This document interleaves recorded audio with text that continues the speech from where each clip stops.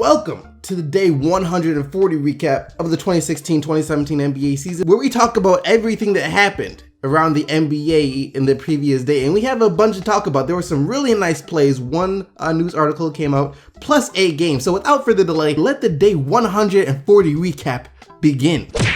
You look at a team like the San Antonio Spurs. You know, they've been on top of the league for 20 years now, and they do it by playing simple, straightforward basketball. No unnecessary passes, no flashiness just for the sake of being flashy. Simple, cut and dry basketball, and that's what helps them to stay relevant like they always are. The Lakers, on the other hand, seem to take the exact opposite approach. They like to be flashy whenever they can, and sometimes it works out. Rama for Swaggy B, and it's 43-41. Crowd still buzzing. And sometimes it doesn't.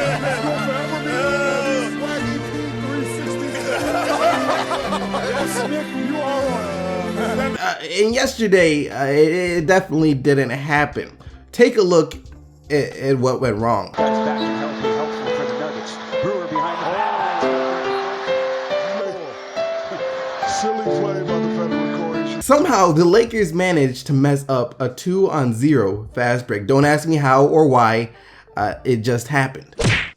Can somebody please explain to me how at the age of 40 years old, Vince Carter is still out here doing reverse dunks? There are some much younger players in the NBA that still struggle with the basic dunks. Spates down the lane.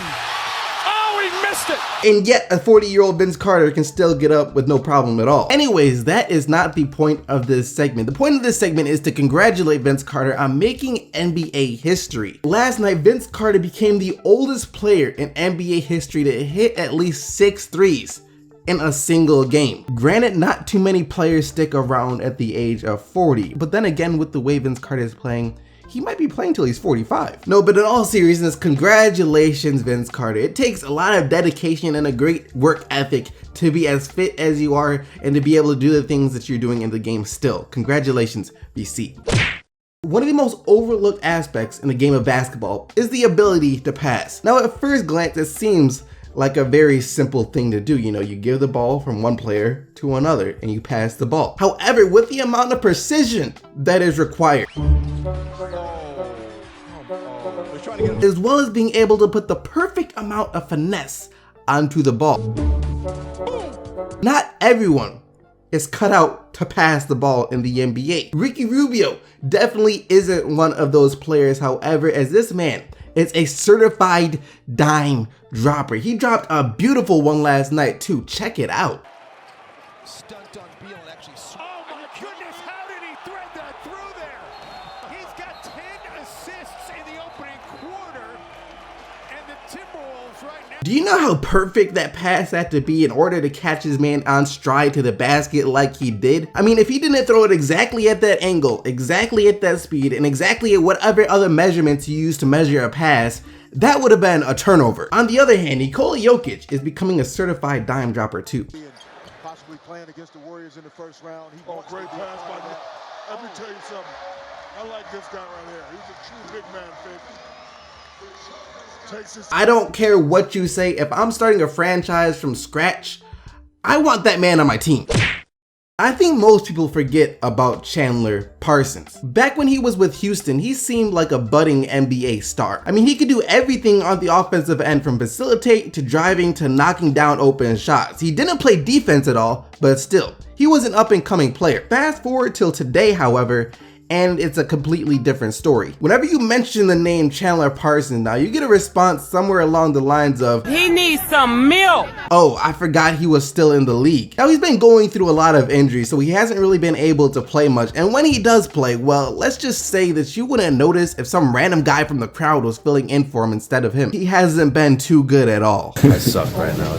This year, he's averaging 6 points on 33% shooting from the field and 26% shooting from 3 to go along with 2 rebounds and an assist. And according to a report that came out yesterday, Chandler Parsons could be out for the rest of the season as he has a partially torn meniscus. Did I mention that Chandler Parsons just got a max contract from the Grizzlies this offseason? Anyways, get better soon, Parsons. And that about wraps up this portion of the video. Now let's get into the games from last night.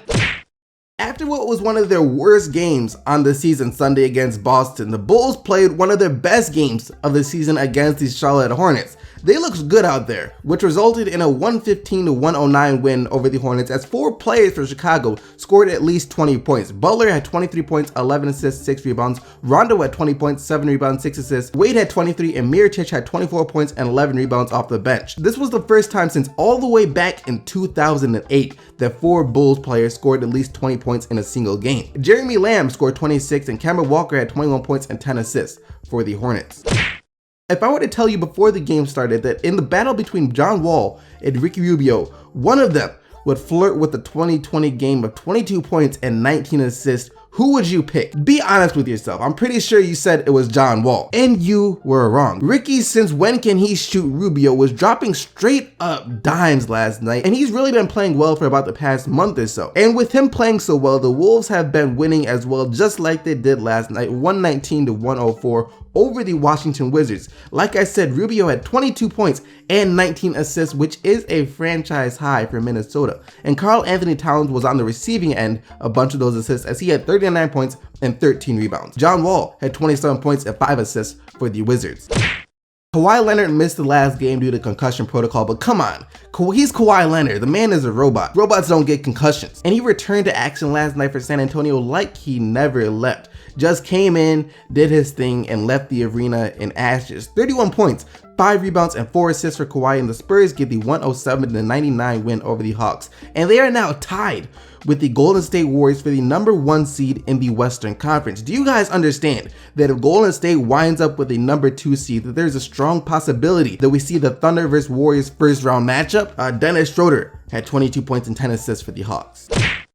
The Grizzlies had 30 assists as a team last night, and Vince Carter didn't miss a single shot, going 8 of 8 from the field for 24 points. Other than Vince Carter, Mike Conley also played well with 20 points and 10 assists, and the Grizzlies get the 113-93 win over the streaking Bucks.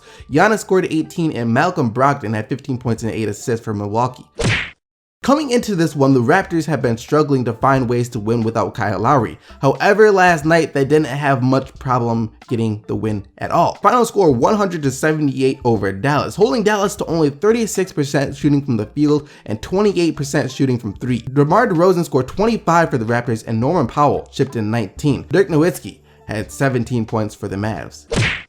The 4th and 5th seeds in the Western Conference battling out for home court advantage in the first round of the playoffs. The Clippers had a chance to tie it up last night so the teams would be even in the standings. However, the Jazz just weren't having it as they get the 114-108 win led by Gordon Hayward and his 27 points and George Hill and his 19 points, 8 rebounds, and 6 assists. Chris Paul scored 33 points for the Clippers. Lose for Ball was in full effect yesterday for the Lakers as they didn't even come close to beating the Denver Nuggets. 129-101 was the final score, and for Denver, really the whole team played well. They were led in scoring off the bench by rookie Jamal Murray as well as Will Barton, who each scored 22 points, and then Jokic also had 18 points, Gallinari had 18 points, and Plumlee had 15 points and 10 rebounds for the 8th-seeded Nuggets. Ivica Zubac led LA with 25 points and 11 rebounds. And lastly, despite yet another triple-double from Elfrid Payton, who had 13 points, 13 assists, and 10 rebounds, it was the Sacramento Kings who would come away with the win in this one, 120-115. 6 players scored in double digits for Sacramento last night, led by Darren Collison and his 19 points and 13 assists, as well as Willie Cauley-Stein, I love that name, and his 18 points. Other than Payton's triple-double, Vucevic had 23 points and Evan Fournier had 21 for Orlando. And that wraps up all the action for the day 140 recap of the 2016-2017 NBA season, and now it's time to get into the player of the day.